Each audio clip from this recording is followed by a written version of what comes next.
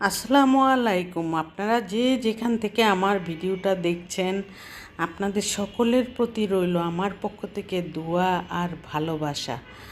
আজকে আমি সন্ধ্যার নাস্তার জন্য বিকাল থেকেই কিন্তু একটা না একটা কাজের জন্য ব্যস্ত হয়ে পড়ি, যাতে আমার সন্ধ্যার সময় আমি ওদেরকে ভালোভাবে একটা নাস্তা দিতে পারি।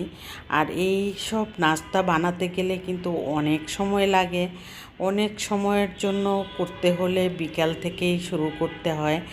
আর এই নাস্তাটা একটু সময় নিয়েই করতে হয়, না হয় কিন্তু সুন্দরও হবে না, খেতেও মজা হবে না, কিছুই হবে না। এই জন্য আমি এখানে প্রথমেই ভিতরের পুরটা বানানোর জন্য গাজর নিয়ে নিলাম, একটা বড় সাইজের গাজর, আর চাল কুমড়া নিয়ে নিলাম। চাল কুমড়ার মাঝখানের অংশটুকু ফেলে দিয়ে পিছনের অংশটুকু নিয়েছি, যাতে পেঁয়াজের পরিমাণ কম লাগে। পেঁয়াজটা বেশি যদি দেওয়া হয় তাহলে আমার বাচ্চারা পছন্দ করে না, পেঁয়াজটা কচকচ করে, সেই জন্য। আর সেই চিন্তা করে আমি একটু চাল কুমড়া নিয়ে আমি এখানে ভিতরে পুর বানানোর জন্য গাজর আর চাল কুমড়া আর পেঁয়াজ দিয়ে মিলিয়ে তারপরে বিফ কলিজি দিয়ে আমি এখানে ছোট ছোট করে আমি একদম কিউব করে কেটে নিয়েছিলাম। কলিজাটা কিউব করে কেটে ভাজিটা করলে কিন্তু মন্দ হয় না। এটার মধ্যে চিকেন দিয়েও আমি করি অনেক সময়, কিন্তু কলিজাটা রেডি ছিল আমার, কিউব করে কাটা, একদম সিদ্ধ করা ছিল, সেজন্য আমি ভাজিটা করতে আমার সহজ হয়ে গেছে। আর এখানে আমি 2 কাপ ময়দা নিয়ে নিলাম। 2 কাপ ময়দার সাথে 2 কাপ পানি দিয়ে দিলাম। পানি দেওয়ার পর কিন্তু আমি এখানে লবণ দিয়ে দিলাম এবং অফ ক্যামেরায় একটি ডিমও দিয়ে দিলাম। ডিম দিলে যেই ব্যাটারটা বানাতে সুবিধা হবে এবং খেতেও নরম লাগবে, সেই জন্য একটা ডিম দিতে হয়। ডিম দিলে খুব ভালো টেস্ট হয়। রোলের ভিতরের অংশটা থেকে বাইরের অংশটা খুব বেশি টেস্টি হয়। আর সেই জন্য আমি একটা ডিম দিয়ে ডাল ঘুটনি দিয়ে আমি ঘুটে নিয়েছি ভালো করে, যাতে বানালে অনেক নরম এবং সফট হয়ে যায়। আর সেই জন্য আমি এই পুরটা এখন দিয়ে দিব। দেখুন আমি কিভাবে ময়দা আবার গুলিয়ে নিয়েছি, এটা আরও কাজে লাগবে সামনে। সেই জন্য আমি ভাবলাম যে আপনাদেরকে একটু দেখিয়ে দিচ্ছি রোলটা কিভাবে বানালাম। আমি চিকেন রোল বানালেও এভাবেই বানিয়ে থাকি, চিকেনের পুর দিয়ে আর ভেজিটেবল দিয়ে বানিয়ে নেই, তখন ওইটাও আমার বাচ্চারা খুবই পছন্দ করে। আর এই কাজগুলি তো একটু সময় নিয়ে করতেই হবে অবশ্যই, না হয় কিন্তু সুন্দরও হবে না, মজাও হবে না। সেই জন্য আমি কিন্তু একটু সময় নিয়ে করে থাকি।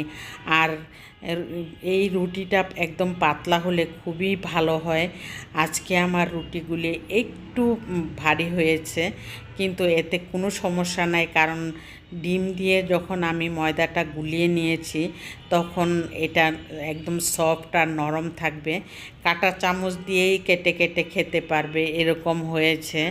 আর সেই জন্য আমি একটার পর একটা বানাচ্ছি আর রোল করে করে রেখে দিচ্ছি। রেখে প্রায় অনেকগুলি বানিয়ে নিয়েছি। এভাবে বানানোর পর আমি কি করব সেটা আপনাদের দেখার জন্য একটু অপেক্ষা করতে হবে। আর আমার ভিডিওটা যদি আপনাদের কাছে ভালো লেগে থাকে তাহলে অবশ্যই একটি লাইক দিয়ে কন্টিনিউ করবেন, আর সাবস্ক্রাইব করে অল বাটনে প্রেস করে রাখবেন। আমার ভিউজ এত কম হয় কেন আমি নিজেও জানি না। আমি অনেক পরিশ্রম করে থাকি, কিন্তু আমার ভিউসের জন্য আমি এগোতে পারছি না। এটা আমার অনেক কষ্ট মনের মধ্যে, তবুও আমি হাল ছাড়বো না, এই চিন্তা করে আমি দিতেই থাকছি। আর এখন দেখুন ব্রেড ক্রাম্বস দিয়ে আমি কিভাবে আমি মুড়িয়ে নিব। এই যে ময়দাটা আমি ডিম দিয়ে কিন্তু গুলিয়ে নিলাম। ডিমের একটা ডিম দিয়ে যে গুলিয়ে নিয়েছিলাম সেখান থেকে কতটুকু রেখে দিয়েছিলাম, যে একটু ভিজিয়ে তারপরে আমি ব্রেড ক্রাম্বসগুলি দিয়ে আমি কাভার করব।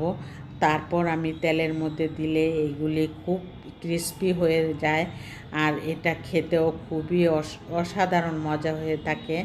আর এভাবেই আমি বানিয়ে রোল বাচ্চাদের জন্য ডিপ ফ্রিজ করে রাখি। ডিপ ফ্রস্ট করে রাখলে নামিয়ে কিন্তু ওভেনে দিয়ে একটু গরম করে তারপরে আমি তেলের মধ্যে ভাজলে একদম উপরে ভিতরে সব দিকেই নরম হয়ে থাকে। সবগুলি যখন আমি মুড়িয়ে নিলাম ব্রেড ক্রাম্বস দিয়ে, তারপর আমি বেশি দিচ্ছি না, দুইটা করে ভেজে নিচ্ছি যাতে না ভাঙে না, একদম নরম ভিতরের ময়দার রুটিটা তো একদম নরম, সেই জন্য দুইটা করেই দিচ্ছি যাতে নাড়াচাড়া করতে সুবিধা হয় আর নামাইতেও সুবিধা হয়। আর সেই চিন্তা করে অনেকগুলি দেওয়া যাবে না, এই জন্য আস্তে আস্তে করে কিন্তু করতে হয়। সব জিনিসই আছে, যে সমুচা বানালে সিঙ্গারা বানালে অনেকগুলি দিলেও কিছু হয় না, আর দেখা যায় যে রোল জাতীয় জিনিস বানালে একটা দুইটার বেশি দিলে একটার সাথে আরেকটা লেগে যায়, না হয় ভেঙে যায়, সেই জন্য একটু ধৈর্যের সাথে করতে হয়। আর এতে করে খুব মজার সাথে আমার পরিবারের আমার বাচ্চারা খেয়ে খুব আনন্দ পায়, আমি সেটাই করে থাকি। আমার বাচ্চারা কোন সময় কি খাবে, কি খেলে ওরা ঘরের জিনিস মজা করে ও খেয়ে থাকবে, পেট ভরবে, সেই চিন্তা করে আমি বানিয়ে নিলাম। এই এই ঘর গোছানোটা আমি পরদিন নাস্তা খাওয়ার পর করেছি। আর এই বিছানাটা আমি গুছিয়ে নিলাম গত রাতে, আমার হাজব্যান্ডের জন্মদিন গিয়েছে, ভাবলাম যে ড্রয়িং রুমের সবসময় অন্য চাদর দিয়ে আমি এই বেডটা গুছিয়ে রাখি।